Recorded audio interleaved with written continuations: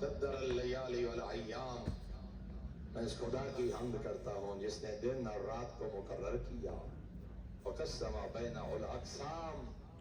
اور میں اس خالق کی حمد کرتا ہوں جس نے مخلوق کے رزق کو تقسیم کر دیا۔ فتبارک اللہ العالم، بابرکت ہے وہ ذات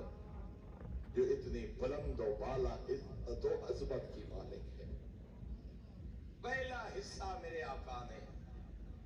توحید کے لیے مختص کیا، اس کے بعد چونکہ مکمل فضائل ہیں،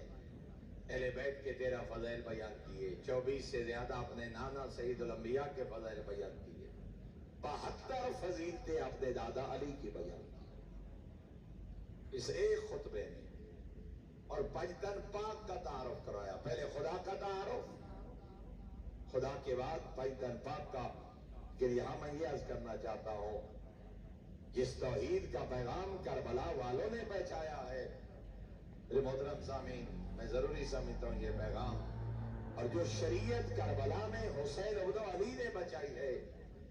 اس شریعت میں خدا کے علاوہ کسی کو سجدہ جائز نہیں، وہ انسان ہو، وہ پتھر ہو، وہ شبیہ ہو،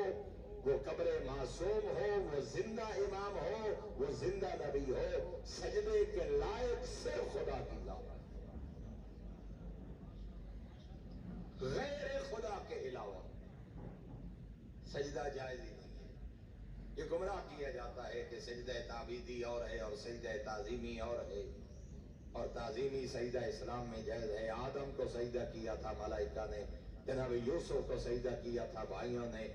ایسے لوگ آل محمد کے کلام سے آگاہ نہیں ہیں۔ جب معصوم سے پوچھا گیا تو حجت خدا نے فرمایا تھا، سجدہ خدا کا تھا، آدم کا نہ تھا، اور اللہ کے حکم سے تھا جب آدم کو قبلہ کی جگہ پہ رکھا گیا۔ اور دوسرا معصوم نے فرمایا جب یوسف علیہ السلام کے سامنے بھائیوں نے سجدہ کیا تھا، وہ سجدہ یوسف کو نہیں تھا، وہ سجدہ شکر تھا کہ اے خدایا تیرا شکر ہے کہ تو نے پھر ہمیں یوسف جیسا بھائی ملا۔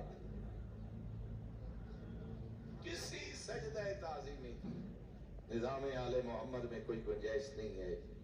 چاہے وہ کسی پیر کے لیے ہو، کسی مرشد کے لیے ہو، کسی شبیہ کے لیے ہو۔ زندہ امام اور نبی نے لوگوں کو اپنے سامنے سجدہ تعظیمی کرنے سے منع فرمایا ہے۔